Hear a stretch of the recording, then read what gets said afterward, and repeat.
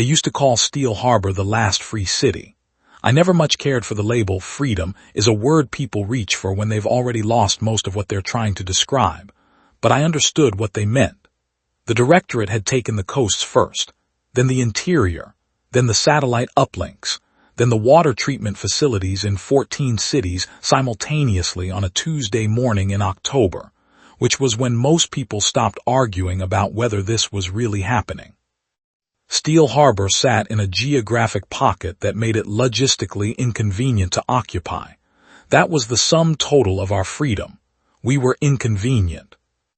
I owned a bar called the Hammerhead. I want to be precise about what that meant, because people who have heard the story secondhand tend to romanticize it. The Hammerhead was not a symbol of resistance. It was not a beacon.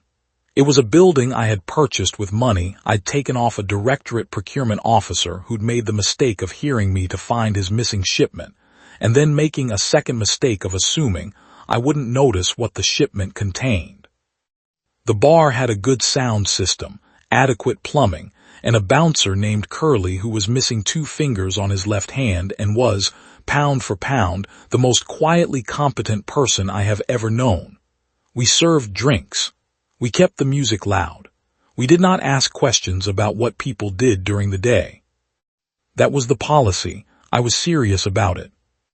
The war, they called it the Second Civil War. The Directorate called it the pacification. The resistance called it the occupation. And I called it the reason my overhead had tripled. Had been grinding for 3 years by the time Corina Devonshire walked through my door. 3 years of checkpoints and curfew violations, and the particular smell of a city that burns one neighborhood at a time. 3 years of watching people I knew disappear into what the Directorate referred to as administrative processing. 3 years of keeping my head down and my books balanced and my opinions to myself. I was good at keeping my opinions to myself. I had learned that in an earlier life, before Steel Harbor, before the bar, before I had decided that the only side worth fighting for was my own continued existence, and the continued existence of the people I chose to be responsible for. I had not always felt that way. There was a period I was younger, and I believed things that younger people believe about justice and momentum, and the idea that if enough people decided something was wrong then the wrongness would eventually stop, when I had felt quite differently. That period ended on a bridge outside a city I won't name, in the rain, with a man named Axel Hood telling me that the mission came first. I had understood even then that he was right. I had never forgiven him for it. So, 3 years. The Hammerhead. Curly at the door and Willis from the precinct stopping by twice a week to drink on my tab and remind me that my operating license was a courtesy, not a right. Willis was a complicated man. He worked for the Directorate, but he worked for them the way a horse works for a rider, technically in the same direction, occasionally useful, waiting for an opportunity to kick. I didn't trust him. I didn't distrust him. He occupied the same category in my mind as the bar's electrical wiring, potentially dangerous, necessary to monitor, not currently on fire. The night Corina Devonshire arrived, Willis was on his 3rd drink and telling me about a shipment of Directorate personnel that had come through the northern checkpoint that afternoon. He mentioned it the way he mentioned most things, sideways, looking at his glass, with the studied casualness of a man who wants you to know something without having said it. I had poured his drink and nodded and cataloged the information and moved on, because that was how we communicated, Willis and I, in that city in that time. She came in at 11:15. I noticed her because I noticed everyone, occupational habit, survival arithmetic, and because she was trying very hard not to be noticed, which in my experience makes a person approximately 3 times more visible than someone walking in normally. She was tall, with the careful posture of someone in physical discomfort trying not to show it, and she had the eyes of a person who had been running long enough that the fear had burned off, and what was left underneath was something colder and more functional. A scientist's eyes. I had seen that look before on people who had stopped processing their situation emotionally and switched over to pure problem-solving mode. It was not a reassuring look. It meant the problem they were solving was large. She sat at the end of the bar. She ordered water. She watched the door. I gave her the water and didn't say anything, because I was very committed to my policy of not asking questions, and I was continuing to be committed to it even as the part of my brain that had kept me alive through several experiences that should by rights have killed me was quietly nodding the following. Her jacket was wet on one side only, which meant she had been pressed against a wall in the rain. There was a bruise along her left jaw that was 6 to 8 hours old. Her right hand stayed below the bar surface, which meant she was holding something she didn't want me to see, and the slight forward lean of her shoulders indicated that the something was heavier than a phone. I kept wiping the bar. The door opened again at 11:03, and Axel Hood walked in, and I broke a glass. Not dramatically. I simply stopped paying attention to what my hands were doing for approximately 2 seconds, and the glass I was drying dropped onto the bar surface and cracked. I set down both pieces carefully. I picked up a new glass. I did not look at the door again for a count of 5. He looked the same. That was the first thing. 3 years of war and he looked the same jaw, same way of holding his shoulders, same habit of scanning a room from right to left that I had spent 6 months trying to train out of him, because it was the opposite of how a Directorate soldier scanned, and therefore made him identifiable at 100 meters. He had not corrected it. He walked in still doing it, right to left, and his eyes found me, and whatever he saw in my face made him stop walking for just a moment before he continued to the end of the bar where Corina Devonshire was waiting. She was, I would learn, his wife. I took a moment in the back room to have some feelings about that. The feelings were brief and not particularly original, and I did not indulge them beyond what was necessary to get them out of my system. Then I went back out, because the bar was not going to run itself, and Willis was on his 4th drink, and starting to look at Axel Hood in a way that meant his professional instincts were beginning to compete with his personal ones. What happened next happened quickly. Corina Devonshire, it turned out, was not simply a scientist who had run from the Directorate. She was the scientist. She had spent 2 years inside their bioweapons division at a facility in what used to be Maryland, working on a pathogen they called the Red Ribbon, and she had walked out with the full technical specifications stored in a set of contact lenses that could read the data optically and transmit it to any sufficiently equipped receiver. The Directorate wanted the lenses back. They wanted her back. They wanted, with a thoroughness and urgency that I would come to understand, was actually species-specific rather than merely institutional, to ensure that what she knew never reached the outside world. The outside world in this context meant the Canadian Free Territories, where there were still independent broadcast networks and a working international press. Willis put it together faster than I would have liked. He was looking at Axel Hood with the expression of a man consulting an internal database, and I watched the recognition move across his face like weather, and then he reached for his radio, and that was when I made a decision. I want to be honest about the decision. It was not noble. It was not the result of careful moral reasoning. Axel Hood had left me on a bridge in the rain 3 years ago with a dead colleague and a burning vehicle, and the words "the mission comes first" still hanging in the air between us. And if I am being completely truthful, some portion of what I did next was spite. Not all of it, but some. I took Willis's radio. He looked at me. I looked at him. He said very quietly that I understood what this meant for my operating license. I told him that I did. He picked up his glass, finished his drink, and set the glass down with the careful deliberateness of a man deciding something. And then he said that he was going to use the bathroom, and that his radio seemed to have fallen behind the bar, and he walked away. That was Willis. I have thought about him a great deal since. I got Axel and Corina into the back room. I told Axel I didn't want to hear about the mission or the resistance or the moral calculus of the current situation, and he had the intelligence to not argue with me. Corina explained the lenses in the flat, efficient way of someone who has explained a thing so many times it has ceased to carry emotional weight. Red ribbon was not a conventional pathogen. It was engineered specifically to target a genetic marker present in approximately 94% of the human population, with the remaining 6% having been identified in advance as potentially useful to the Directorate's administrative apparatus. The Directorate had been planning to use it to end the war.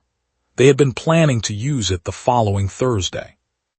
I sat with that for a moment. Here is what I knew about the Directorate from 3 years of watching them operate in Steel Harbor. They were not cruel in the way humans are cruel, impulsively, emotionally, as a byproduct of fear or anger or the ordinary friction of competing desires. They were cruel the way a filing system is cruel, which is to say not at all, which is to say completely.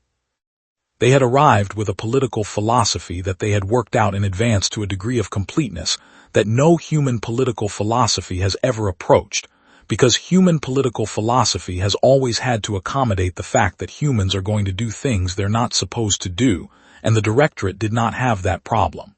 They did what the calculation indicated. They did it consistently and without variance. The checkpoints ran on schedule. The disappearances ran on schedule. The Thursday deployment of Red Ribbon would run on schedule. I had watched them work for 3 years, and I had come to understand several things that I believe many people in the resistance had failed to understand, partly because the resistance was by nature an emotional enterprise, and emotion has a tendency to flatten what it looks at into a shape that's easier to hate. The Directorate were not monsters. That was the first thing. Monsters are comprehensible. They want something excessive, something recognizably human in its excess, domination or worship or the pleasure of destruction. The Directorate did not want those things. They wanted, as near as I could determine from 3 years of observation, an orderly administrative zone that produced the outputs their wider apparatus required, with minimal disruption and minimal variance from projected parameters. They were, in the most precise sense I know of the word, bureaucrats. The second thing I had come to understand was that their consistency was the source of both their power and their limitation. A Directorate soldier did not make independent decisions. This was not a failure of individual courage. I had seen their soldiers hold positions under conditions that would have broken most human units, because they did not experience the fear that makes holding a position feel like a choice. They held positions because holding the position was the assigned parameter.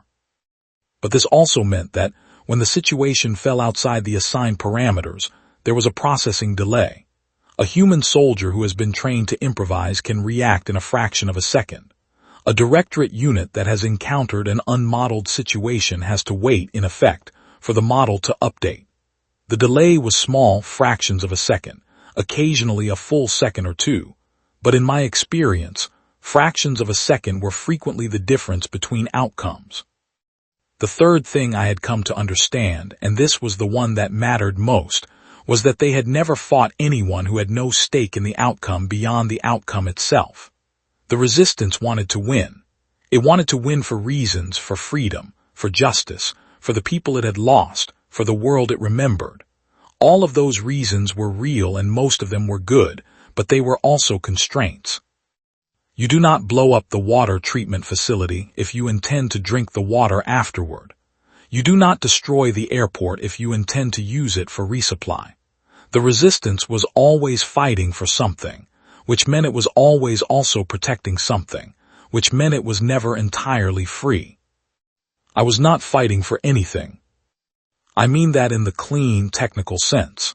I had no ideology, no unit, no commanding officer, no population to protect that I hadn't already gotten out of the building. I had 2 people who needed to reach an airport and a Directorate that needed them not to, and I had made my decision, and the decision had freed me from every consideration except the immediate geometry of the problem. That is not heroism. I want to be precise about that. Heroism involves sacrifice, and sacrifice involves loss, and I had already lost the things that could have constrained me. What I had was something colder and more functional than heroism. I had, you might say, nothing left to optimize around. What they had not calculated for, and I have thought about this as well, at length, in the years since, was the category of human being who has already decided they have nothing left to lose, and is therefore operating on a different set of inputs than a rational actor. That category, as it turned out, included me. Here is what standing between the Directorate and anything they want actually feels like. It feels like trying to stop a tide with your hands. Not because the tide is malevolent, but because it simply doesn't register the resistance as meaningful. Colonel Victor Preiser, who was the Directorate's operational commander for the Steel Harbor region, was not a dramatic villain. He was a functionary. He was extraordinarily competent and entirely without the kind of ego that makes powerful people vulnerable, which made him considerably more dangerous than a dramatic villain would have been. He had allocated resources to locating Corina Devonshire with the same flat efficiency he would have applied to any logistics problem. He was not angry. He was not personal. He simply needed a specific outcome, and he was applying the appropriate level of force to achieve it. The appropriate level of force turned out to be most of his available garrison. They came to the Hammerhead at midnight. I had been expecting them for 40 minutes, which was enough time to get Corina and Axel out through the loading dock and into the network of maintenance corridors that ran under the industrial quarter, and enough time to take certain precautions that I had thought about but never previously implemented, because the bar had always been neutral, and I had always believed that neutrality was a workable long-term strategy. It turns out neutrality is a workable long-term strategy right up until the moment it isn't, and the moment it isn't tends to arrive without much warning. Before they came, I had the following conversation with Curly. It lasted about 90 seconds. I told him what was happening as much as I knew. He listened with the expression he used for most information, which was the expression of a man receiving facts and filing them into the appropriate categories, and then he asked one question. What did I need him to do? I told him. He nodded and did it, and I have not seen him since that night, which is either good news or bad news, and I am choosing to interpret it as good news because he is competent enough to have disappeared on purpose, and because the alternative interpretation is one I am not prepared to entertain. I also spent part of those 40 minutes doing something I am somewhat embarrassed to describe, which was standing in the back room of the Hammerhead and looking at the shelves of liquor and the photograph behind the bar and the sound equipment that I had spent 6 months acquiring piece by piece from sources that required considerable delicacy to negotiate, and allowing myself to feel something about the fact that I was almost certainly not coming back to any of it. The feeling was brief. It did not change anything. I mention it only because I want to be accurate, and the accurate account includes the fact that I stood in the back room and understood what I was giving up, and gave it up anyway, and then walked back out to wipe the bar. They came in through 3 entrances simultaneously. I will give them that, tactically, it was clean.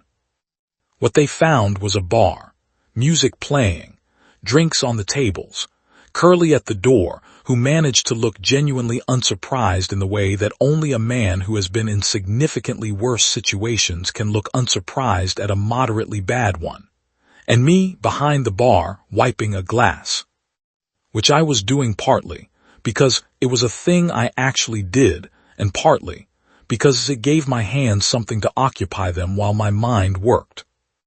Preiser came in last, the way commanders do, and stood near the door in his gray coat and looked at me with the patient expression of a man who has already accounted for several possible variations of this conversation. He asked me where Dr. Devonshire was. I told him I didn't know anyone by that name. He told me that he had surveillance footage of Axel Hood entering the building.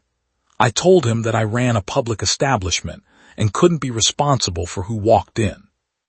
He told me that this was a reasonable position and that he respected it, and then he told me that he was going to search the building, and that the search would be thorough. He was very polite. That was the part that people who haven't dealt with the Directorate don't fully appreciate. They are extremely polite. The politeness is not a mask over aggression or cruelty. It's the genuine resting state of an entity for whom the current situation is simply a process to be completed. Prizer talked to me the way a building inspector talks to you. This is what I'm here to do. These are my legal authorities. Please cooperate. I cooperated. I let them search. I knew what they wouldn't find. Prizer ran his search efficiently. 12 soldiers in 3 teams, moving in a pattern that covered the building floor by floor with overlapping sight lines. They went through the kitchen, the storage, the rooms I rented to musicians on weekends. They found Schmid, who was in the kitchen because Schmid lived in the kitchen and had apparently decided that the safest position was the most normal one, and who answered their questions about inventory with the cheerful precision of a man whose conscience was entirely clear about the specific things they were asking about. They found the safe behind the office wall and opened it and found exactly what was in it, which was operational documentation for a licensed establishment and a quantity of cash that was entirely accounted for. They did not find what I had put in the subbasement, because I had put it there 2 years ago in anticipation of a situation I had told myself I would probably never face, and I had sealed it the way you seal something you intend to leave undisturbed, and the disturbance I had made retrieving what I needed that evening had been repaired before they arrived. The subbasement contained the remainder. What they found instead in the subbasement was a room that I had never told anyone about except Curly, because I had understood when I bought the building that a person in my line of work needed options. The room contained supplies that suggested a certain level of premeditation on my part. Prizer stood in the doorway of the room for a long time before he turned to look at me, and it was the first moment in our interaction that I saw something other than flat procedural calm on his face. It was not anger, it was recalibration. He had encountered a variable his model hadn't included. I used that moment. Not the way it sounds. I didn't do anything cinematic. What I did was tell Prizer in a calm and reasonable voice that I had been running a neutral establishment in Steel Harbor for 3 years, and that I had done this at significant personal cost, and that I had done it because I believed, genuinely, I want to be clear, that neutrality was a value worth maintaining, and that I recognized the irony of the current situation, and that what he needed to understand was this. The lenses were gone. Corina Devonshire was gone. Axel Hood was gone. And if he turned Steel Harbor into another occupied processing zone in order to find them, he would have an insurgency in every maintenance corridor and back alley in the city within 72 hours, because the one thing that had kept the city's surviving population from that level of desperation was the belief that there was still a somewhere that functioned, and I was currently that somewhere's most significant employer. Prizer listened to all of this with complete attention. Then he was quiet for a moment, which was not processing delay. He didn't have processing delay in the human sense, but something more like the pause of a man who is deciding how to phrase a response that is going to require more nuance than his standard operational language provides. He told me that he understood my position. He told me that the position had merit within certain parameters. He told me that the parameters did not, however, include allowing a former government scientist with classified technical documentation to reach foreign territory. He told me that he was aware of the weight of what he was describing, and that he applied it without pleasure, and that this was simply the operational requirement. I told him I understood. He told me he would have to leave a security presence while he continued pursuit operations. He left 6 soldiers. I spent the next 16 hours moving between being a bar owner and being a person who was actively working to undermine the Directorate's ability to find 2 people who were making their way across a war zone with a set of contact lenses that might end the war. I want to be careful not to make this sound more strategic than it was. Most of it was improvised. Most of it depended heavily on Curly, who turned out to have a set of connections in Steel Harbor's infrastructure community that I had spent 3 years not asking about, and who now deployed them with the quiet efficiency that was his defining characteristic. It also depended on 2 people I had employed at the Hammerhead for reasons I had told myself were entirely professional, and that I now admitted to myself were something more. People who knew the city the way people who have survived in a place for a long time know it, from the inside out, from the maintenance level up, who knew which checkpoint guards drank and which ones didn't, and which back streets flooded when it rained and which ones drained. Axel called me twice on a channel we'd established years ago and never officially closed. The first time, to tell me they'd made it past the northern freight yards. The second time, to tell me they'd been picked up by a Directorate mobile unit and that Corina had been taken to a holding facility at the waterfront. His voice was the voice of a man reporting a situation, not a man asking for help, and I recognized that voice because it was the voice he'd used on the bridge 3 years ago when he was telling me about the mission. I told him I'd heard him. I ended the call. I sat alone in the back room for approximately 4 minutes and thought about what I was doing and why. This is the honest part. I did not arrive at a clean answer. What I arrived at was the following, that Corina Devonshire had information that would prevent the deaths of most of the people I had spent 3 years carefully not becoming attached to, and that this seemed like the kind of fact that had implications for my behavior whether I wanted it to or not. Also spite. I have mentioned this. The Directorate had taken a great deal from a great many people, and they had done it in that polite, procedural way that makes it somehow worse than violence. And I was, at my core, a person who responded very poorly to being managed. The holding facility at the waterfront was a converted shipping terminal. I had been inside it once, in a professional capacity, and I knew its layout well enough to have opinions about how to approach it. Those opinions required certain equipment, some of which I had, and some of which I needed to acquire.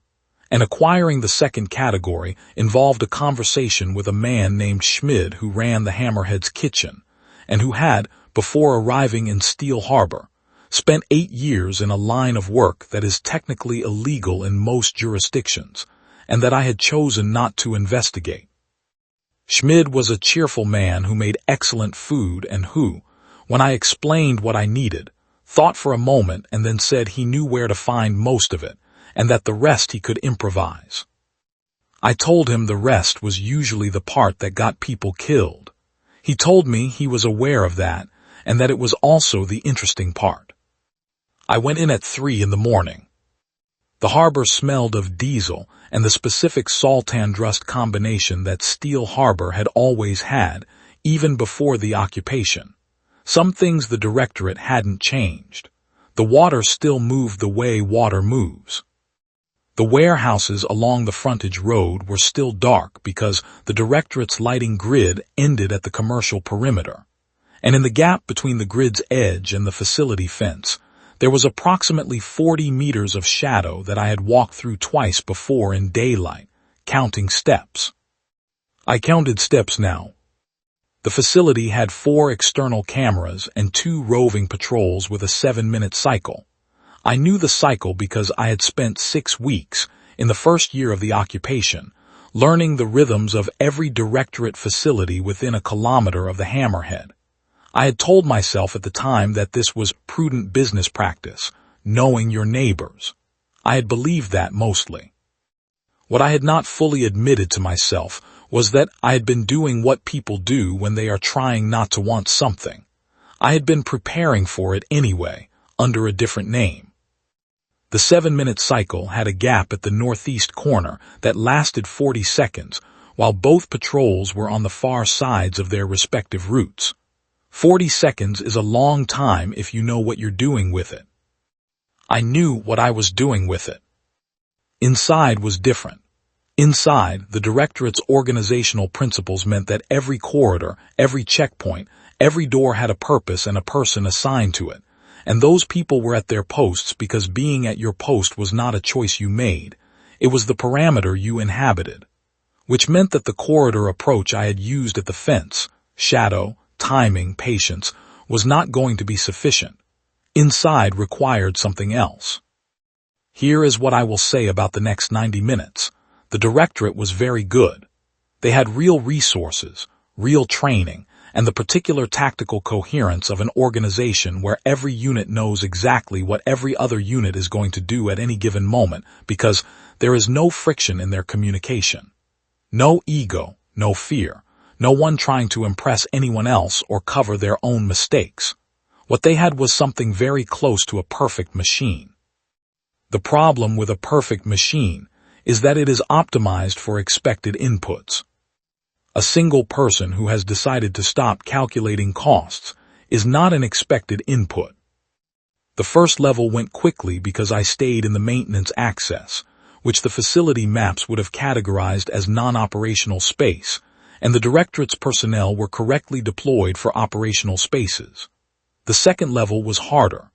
There was a checkpoint at the stairwell that had no gap in its coverage, none at all, and I spent 4 minutes in a utility closet working through my options and arriving, as I have mentioned, at the least bad one. The least bad option involved making noise. I am not going to describe the specific nature of the noise because some of it reflected poorly on my judgment in the moment, and some of it reflected the kind of desperation that I prefer, in retrospect, not to dwell on. What I will say is that it worked because the Directorate's people were trained to respond to specific categories of incident, and when the incident I created did not match their categories, there was that processing delay, and in that processing delay I moved. I went through the East Access.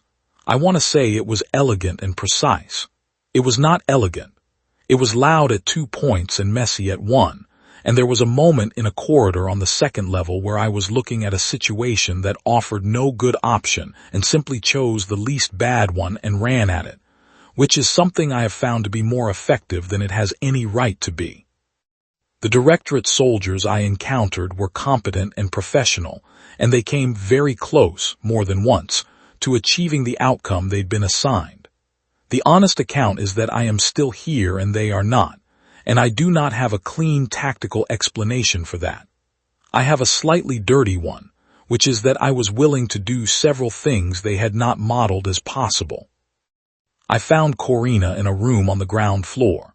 She was in the condition you'd expect from 6 hours with Prizer's people, functional but reduced, and she had the lenses, which they had somehow not found, because she had hidden them in a way I won't describe here for reasons that should be obvious. She looked at me when I came through the door with the expression of a person who has stopped expecting to be rescued and is therefore genuinely surprised that it is happening. I told her to save the expression for later. We needed to move.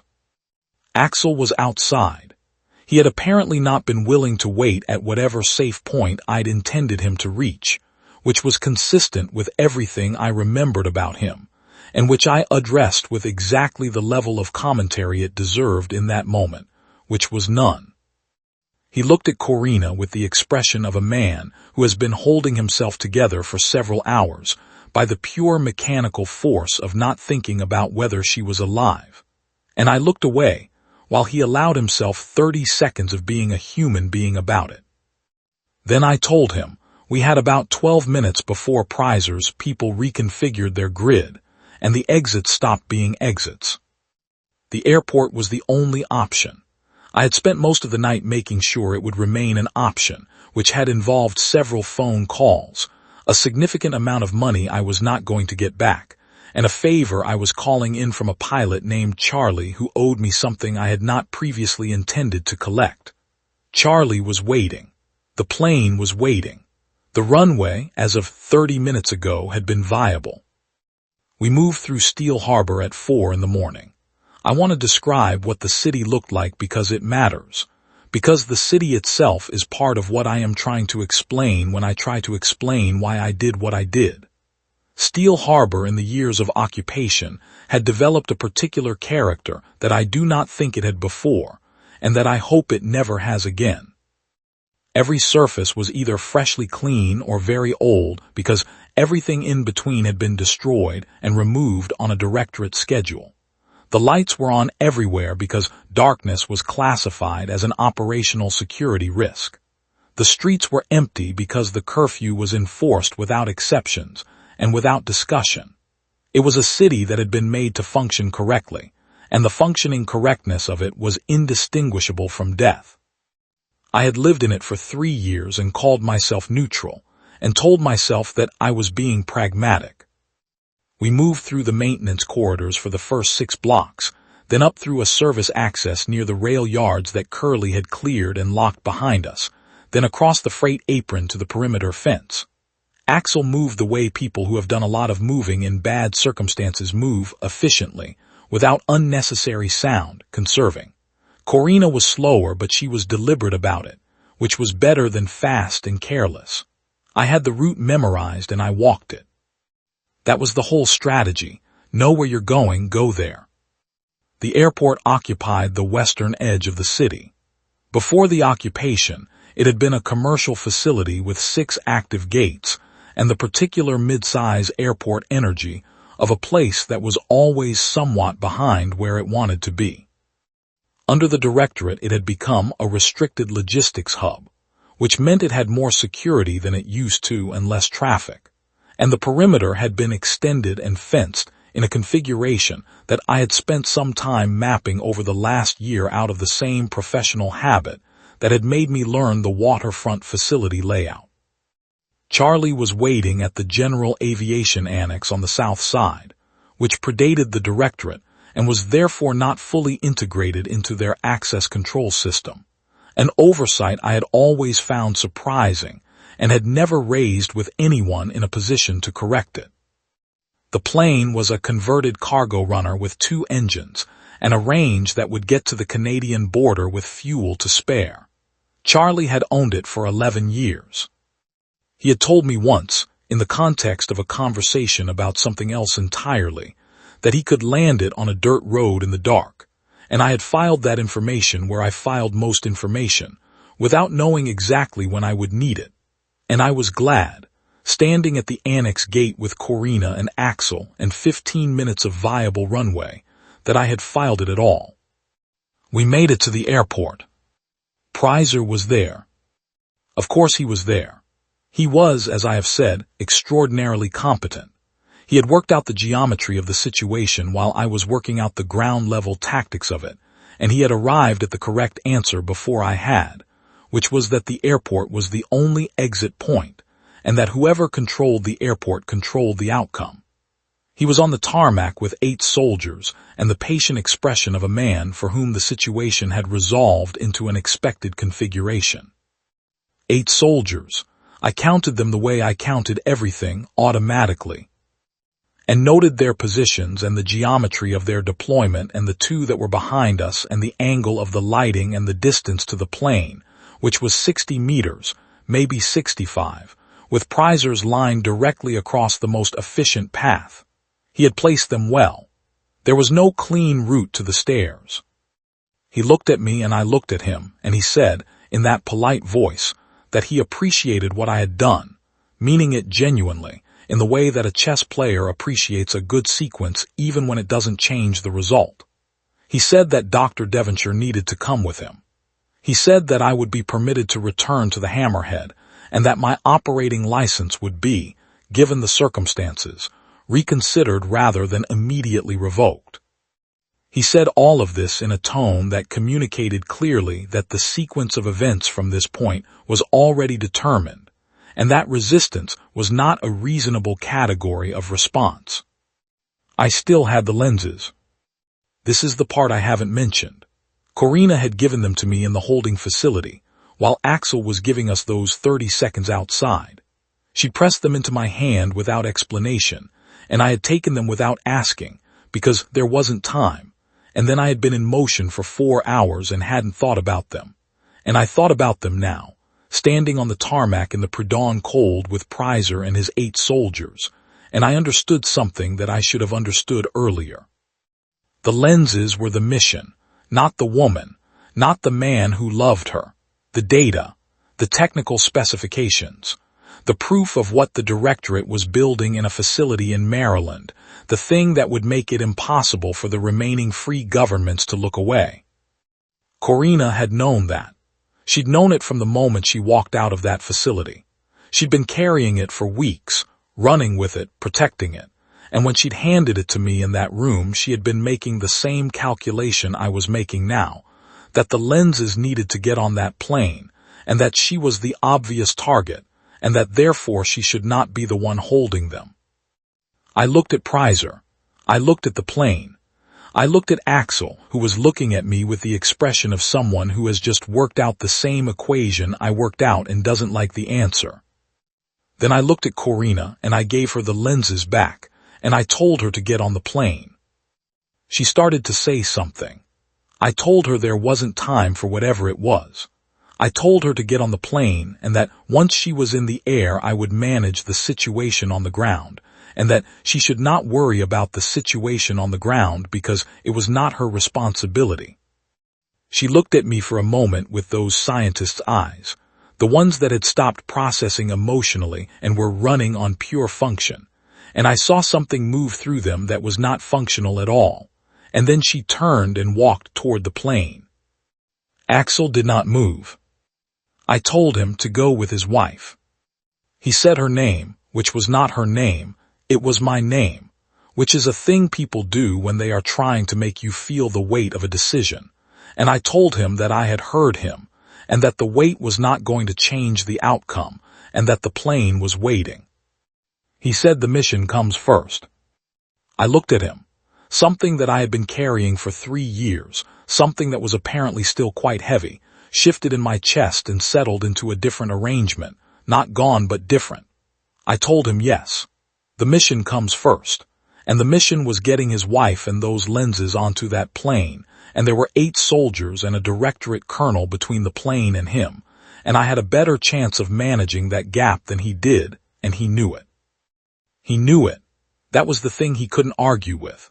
Not because I was tougher or better trained or braver, I was none of those things in any absolute sense, but because Steel Harbor was my city and the tarmac was lit by lights on a grid I knew, and the soldiers were wearing gear I had spent 3 years cataloging, and Prizer, despite being extraordinary, was now operating without the information he had arrived with, which was that the lenses were with Corina.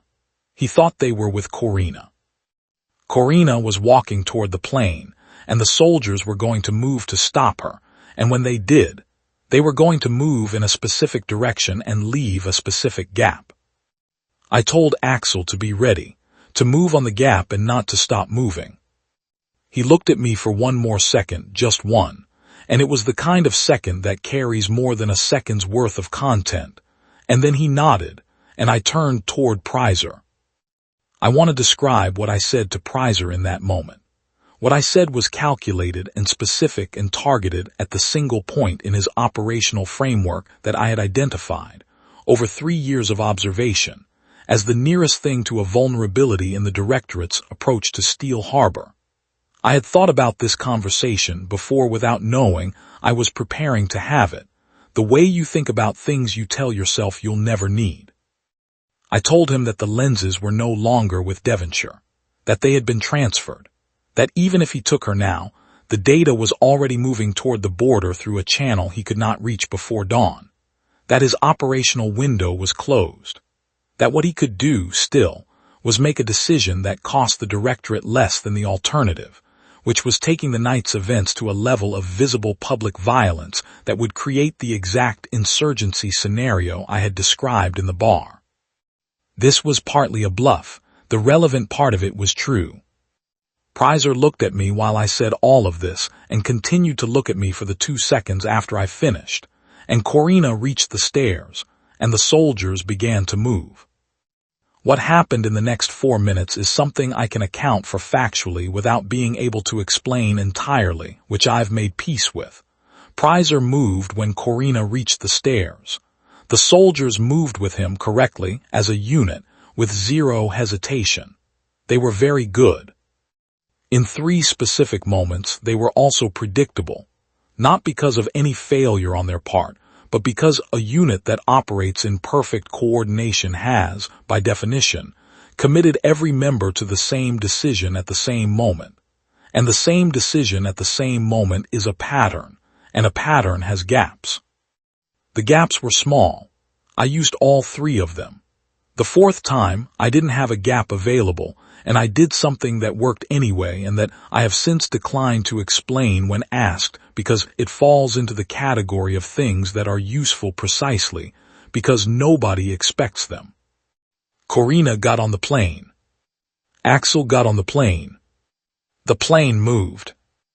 I was on the tarmac with Prizer, who was watching the plane move with the expression of a man performing a very rapid recalculation, and two of his soldiers who were in conditions that made them non-factors, and three others who were in conditions that made them factors but limited ones. Willis was there too. I hadn't seen him arrive, but that was Willis, showing up in peripheral vision at moments of significance, which I had come to understand was not coincidence, but a form of loyalty that operated at a very careful angle to his official duties. Prizer turned to me. He did not say anything for a long moment. He watched the plane until it was airborne. Then he looked at me, and I looked at him, and I will say this. There was something in his face in that moment that I have seen in very few faces in my life, and that I would not have expected to see in the face of a Directorate officer, which was something close to genuine consideration. Not respect in a human sense, something colder than that, more precise. The consideration you extend to a variable that has proven to require a larger coefficient than your original model assumed. He said that I was going to be processed. That was the word, processed. I told him I understood. He said that Steel Harbor's operational status would be reviewed in light of recent events, that the Free City designation was a courtesy extended under certain assumptions that had now demonstrably changed. I told him that I understood that too. He asked me if it had been worth it. I thought about that. I thought about the bar, which I would very probably not see again. I thought about Curly, who was sensible enough to have made himself absent before this moment and who I trusted to be fine. I thought about Willis, who was standing 15 feet away and looking at the runway lights with great apparent interest. I thought about Axel's face when I told him to get on the plane, and about the 3 years of distance between us that had arranged themselves into something different in that moment, not resolved, not closed, but clarified, which is maybe all you can ask of 3 years. I thought about Red Ribbon and Thursday, and what the city would have looked like by Saturday. I told him yes. Prizer nodded. He nodded the way you nod at an answer that goes into a column in a ledger, and then he gestured to his soldiers, and that was that. The plane landed in the Canadian Free Territories at 6:47 that morning. I know the time because Willis told me later, in a conversation through a facility door that technically wasn't supposed to happen, and that several people officially declined to have noticed. The broadcast went out within 3 hours. The Maryland facility was confirmed by independent verification within 48 hours. The Directorate had its Thursday, but it was a different kind of Thursday than the one they'd planned, which is the most I'll say about that. I spent 11 months in administrative processing, which I will not detail here because some of it was quite bad and none of it is the point. What I will say is this. The Directorate processed people the way they did everything else systematically, without malice, and with a patience that was more unsettling than cruelty would have been. The facility I was held in was clean. The food was regular. The interrogations were conducted by people who asked the same questions in slightly varied order over and over, in the way that a machine tests for structural failure, not angrily, just persistently, waiting for the configuration that produces a result. They wanted to know how I had acquired the knowledge I had acquired about their facility layouts. They wanted to know who in their administrative structure had been providing information to the Hammerheads network.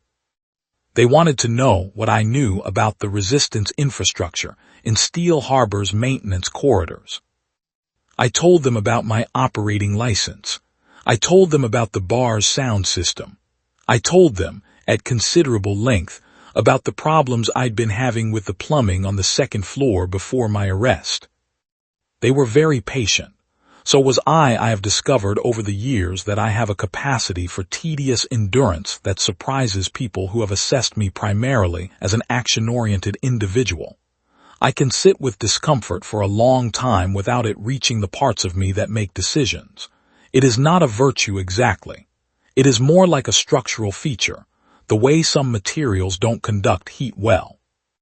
What was happening to me was not going to change what had already happened, and I knew what had already happened was on a plane in Canada, and that knowledge was a fixed point that nothing they did could move.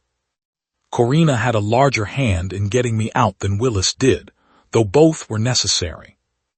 The specific mechanism involved the broadcast, the full red ribbon technical specifications going out through the Canadian networks, picked up by every surviving independent press organization within 12 hours, confirmed by 3 separate independent scientific bodies within 48, generating the kind of attention that made the continued processing of Barbara Kopsky, former proprietor of the Hammerhead Bar, a non-trivial PR liability for an organization that was, among its other qualities, highly sensitive to the costs and benefits of symbolic gestures. Releasing me was a calculation. They made the calculation. The door opened. I stepped out into Steel Harbor on a Tuesday afternoon in November, and the city was cold and lit at every corner. And the first thing I did was find the nearest establishment that sold coffee and sit in it for 45 minutes and drink 2 cups and look out the window and let the fact of being outside move through me at whatever pace it needed. The second thing I did was go to the Hammerhead. The third thing I did was get back to work. The Hammerhead was still there. Someone had been running it in my absence. I have my suspicions about who, and those suspicions center on Curly, and they are good suspicions, and it was more or less intact, which was more than I had expected. The sound system still worked. The plumbing was adequate. There was a new bartender named Fenn who had apparently been hired at some point during my absence, and who was efficiently competent and asked no questions, which meant she fit the culture perfectly, and I kept her on. I was behind the bar on a Tuesday evening, 3 weeks after I got back, when Axel Hood came in. Alone. He sat at the end of the bar, in the same place Corina had sat, and ordered water, and I poured it, and we looked at each other. He told me Corina was in Geneva, that she was working with the reconstituted international bodies on the legal cases against the Directorate's senior administrative tier, that she was good, that she was actually better than good, that she had found in the last year something that she hadn't had before, which was the particular steadiness of a person who had done the thing they were supposed to do and could stand up straight about it. I told him that was good to hear. He said he had told her what had happened on the tarmac, all of it. She had asked him to tell me something, and he was going to tell me, and he wanted me to know that it was from her and not from him. I told him to go ahead. He said, "She said to tell you the mission came first. She said you'd know what it meant." I thought about that for a moment, then I poured him a real drink.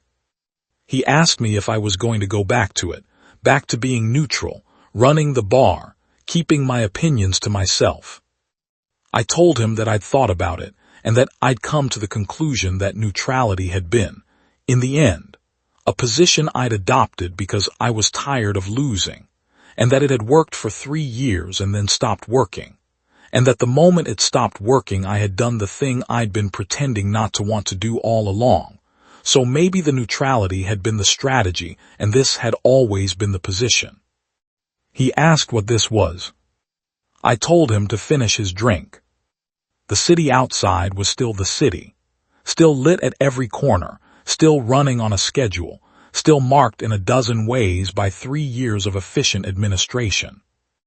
There were new faces and absent ones in buildings that had changed their function, and in the northern quarter there was a wall with writing on it that had gone up sometime in the last year, and that the Directorate had apparently not gotten around to removing, and that said, in letters 3 feet high, things that I won't repeat because they don't need repeating to people who have read this far. I wiped the bar. Axel finished his drink. Outside, somewhere over the harbor, a plane was climbing. I watched it until the lights were small, and then I went back to work.